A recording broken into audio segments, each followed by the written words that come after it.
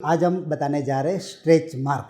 नमस्कार दर्शक मित्रों, मैं डॉक्टर जगदीश सखिया, चीफ डर्मेटोलॉजिस्ट ऑफ सखिया स्किन क्लिनिक। हमारे काफ़ी वीडियो यूट्यूब फेसबुक में अवेलेबल है जो चमड़ी की अलग अलग तकलीफ के लिए हमने बनाया है।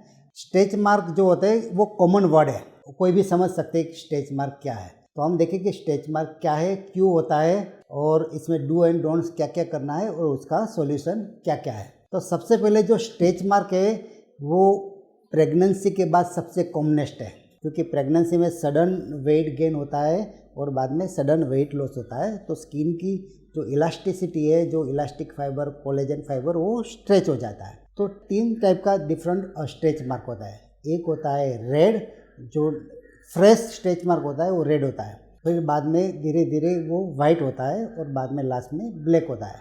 लंबे समय स्ट्रेच मार्क रहने के बाद वो ऑर्गेनाइज होता है और फिर वो ब्लैक बन जाता है। तो स्ट्रेच मार्क किसको होता है? एक तो प्रेगनेंसी के बाद कॉमन होता है। इसके अलावा टीनेजर में जो सडन वेट बढ़ता है और हाइट बढ़ती है तब ये बनता है स्ट्रेच मार्क। इसके अलावा जो जिम में एक्सरसाइज में सडन जो मसल फूलते हैं, तो इसके बाद जो यहाँ चेस्ट में कॉमन है, बैक में कॉमन है, थाई में कॉमन है, तो उससे स्ट्रेच मार्क बनता है। इसके अलावा 100+ kg वेट होता है और बेरियाट्रिक सर्जरी करते हैं, तो इसके बाद जो वेट सडन लूज होते हैं तो इसके बाद स्किन लची जाती है और इसमें स्ट्रेच मार्क बन जाते हैं। इसके अलावा जो लॉन्ग टर्म जो स्टेरॉइड दवाई खाते हैं कोई भी डिसीज़ के लिए, तो उसको भी स्ट्रेच मार्क बनता है। लोकल स्टेरॉइड क्रीम एप्लीकेशन, जिसमें लोगों फंगल के लिए, खुजली के लिए लंबे समय स्टेरॉइड क्रीम लगाते हैं, तो भी ये स्ट्रेच मार्क बनने के चांस ज़्यादा रहते हैं। तो ये हमने बताया है कॉमन कॉज कि इस चीज़ के स्ट्रेच मार्क बनते हैं। तो स्ट्रेच मार्क में क्या डू एंड डोंट्स क्या क्या करना है। पहले हम डोंट्स में क्या करें कि आपको सडन वेट गेन का वेट लूज नहीं करना चाहिए। और प्रेगनेंसी में भी आप पहले से थोड़ा ध्यान रखो, क्योंकि ये स्किन क्या होता है, नीचे इलास्टिक फाइबर और कोलेजन फाइबर होता है। आप एग्जाम्पल स्प्रिंग के साथ लेते हो, अगर स्प्रिंग को आपने थोड़ा खींचा और छोड़ दिया तो वापस आ जाए, आपने ज़्यादा खींच दिया तो आप छोड़ने जाओ तो वापस वो जगह पे नहीं आता है। सेम अगर माल न्यूट्रिशन, अगर आपको खाना पीना ठीक से नहीं है, एक्सरसाइज ठीक नहीं है, डिहाइड्रेशन, आपकी स्किन में पानी कम होता है, मॉइस्चर कम होता है, विटामिन्स, प्रोटीन्स जो होता है इसका क्वालिटी ठीक नहीं है, आप जो जंक फूड ज़्यादा खाते हो, ओबेसिटी ज़्यादा हो, डायबिटीज़ ज़्यादा है, तो आपकी स्किन की जो नीचे जो प्रॉपर्टी होती है वो पुअर है। तो एक्सरसाइज, डाइट वो ठीक नहीं रहता है, तो इससे ज़्यादा होता है। गड़बड़ वाला खाने पीने से ये स्किन की क्वालिटी ठीक नहीं, ओबेसिटी बन जाता है ना। ओबेसिटी होता है तो फैट नीचे आ जाती है, तो स्किन पे टेंशन ज़्यादा रहता है। तो वेट गेन आपको सडन नहीं करना है, एक्सरसाइज आपको रेगुलर करना है, खाने पीने में थोड़ी परहेजी रखनी पड़ेगी, क्योंकि ये इमीडिएट गड़बड़ भी नहीं है और इमीडिएट आपको फ़ायदा भी नहीं है। बोले कि भाई आज से मैंने खाना बंद कर दिया, मैंने 10 kg वेट 1 महीने में उतार दिया, तो भी नुकसान है।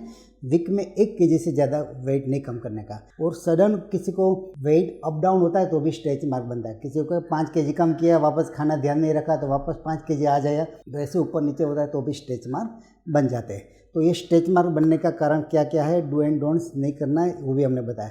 अभी उसका सॉल्यूशन क्या है। डायग्नोसिस हो गया, मैंने पहले बोला जो चीज़ डायग्नोसिस इजी होता है उसका ट्रीटमेंट ऑलवेज डिफिकल्ट होता है। लाइक डायबिटीज़ होता है, प्रेशर होता है, अस्थमा होता है, उसको डायग्नोसिस इजी होता है, जॉइंट पेन होता है, और ट्रीटमेंट ऑलवेज डिफिकल्ट होती है।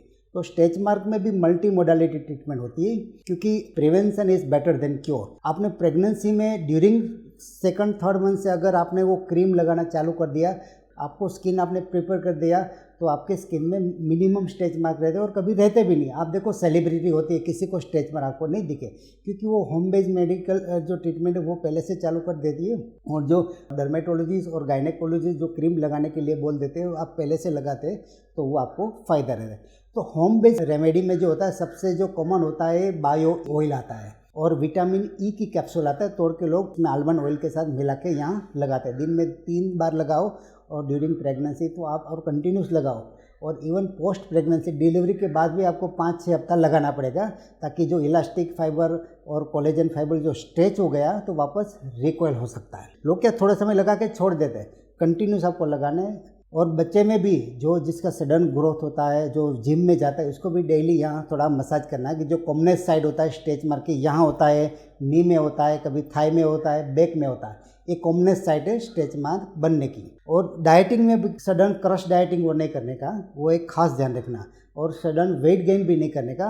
और वेट गेन के लिए जो स्टेरॉइड गोली आती है वो भी आपको हो सके अवॉइड करना। इसके अलावा काफ़ी आलमंड ऑयल आता है, मिल्क आता है, कोलगेट क्रीम लगाते हैं, विक्स वेपोरब लगाते हैं, पुदीना का पत्ता घोल के लगाते हैं। वैसे लगाने में हर्ज नहीं है, कोई गड़बड़ नहीं है, पर वो डिफरेंट फ़ायदा रहता है। किसी को इसकी एलर्जी भी हो सकती है, तो कभी कभी नुस्खा थोड़ा आपको तकलीफ भी दे सकता है, क्योंकि लोग काफ़ी चीज़ को मिला के मिक्सचर बना के यहाँ लगाते हैं, पर इसको प्लास्टिक रैप लगा के देखते हैं। फ़ायदा भी है, कभी कभी नुकसान भी है।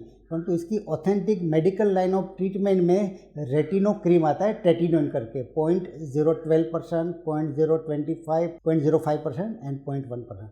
तो रेटिनो क्रीम क्या करते हैं, स्किन में नीचे से डर्मिस में नया फाइबर बनाता है। ये केराटोलाइटिक भी है और नीचे से नया फाइबर को जनरेट करता है। इसके अलावा हाइलुरोनिक एसिड जेल आता है, वो हाइड्रेशन देता है। मॉइस्चराइजिंग क्रीम आप लगाते रहते हो तो इससे भी थोड़ा आपको फ़ायदा रहता है। इसमें काफ़ी एलोवेरा बेस्ड जो जेल आता है, तो वो फ्रेश एलोवेरा जेल से भी आप लगाने से ये फ़ायदा होता है। तो ये मेडिकल लाइन ऑफ ट्रीटमेंट आता है। फिर ये अर्ली स्टेज में काम लगता है। लेट स्टेज में लंबे समय स्टेज मार हो गया तो फिर medical line of treatment main नहीं होती। इसमें फिर आपको प्रोसीजर ट्रीटमेंट आती है। इसमें सबसे पहले जो आता है fraction CO2 laser. Fraction CO2 laser heat देता है और जो फाइब्रोब्लास्ट जो जहाँ से इलास्टिक और कोलेजन फाइबर जो बनता है वो फाइब्रोब्लास्ट होता है। वो जब डैमेज होता है तो इसमें से कोलेजन कम बनता है, तो फ्रैक्शन CO2 लेज़र उसको स्टिमुलेट करता है और पुराने जो डैमेज कोलेजन इलास्टिक फाइबर को निकाल देता है और वो स्टिमुलेट करता है नया कोलेजन और इलास्टिक फाइबर को। फ्रैक्शन CO2 लेज़र, इसमें अर्बियम ग्लास लेज़र भी आता है, वो सेम काम करता है। PRP ट्रीटमेंट रिसेंट ट्रीटमेंट है। PRP क्या बोलते हैं, जो फाइब्रोब्लास्ट जो वीक हो गए हैं उसको स्टिमुलेशन देता है, ग्रोथ फैक्टर देता है, तो ताकि नया कोलेजन और इलास्टिक फाइबर बनता है।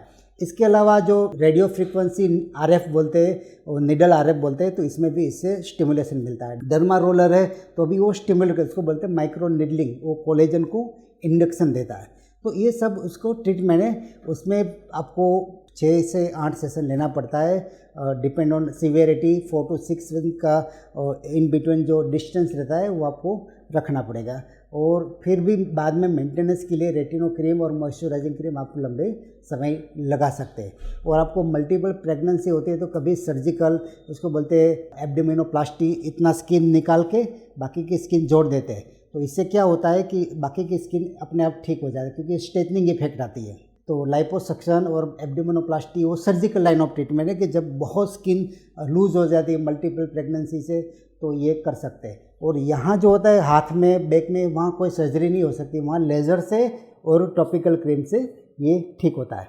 तो हमने आज देखा कि स्ट्रेच मार्क का कारण क्या क्या होता है, उसका डू एंड डोंट्स क्या क्या हो सकता है। इसके अलावा मेडिकल लाइन ऑफ ट्रीटमेंट क्या होता है, होम बेस्ड थेरेपी क्या क्या है। और हमें आशा है कि आपको ये इन्फॉर्मेशन अच्छी लगी। फिर भी आपका कोई क्वेश्चन है तो ये कमेंट बॉक्स में ज़रूर लिखना, तो हमारे डर्मेटोलॉजिस्ट आपको अच्छी तरह से जवाब देंगे। और हमारी 20 क्लिनिक है, अगर फिर भी कोई डाउट है तो आप पर्सनली कोई भी क्लिनिक पे विजिट कर सकते हैं। Thank you very much.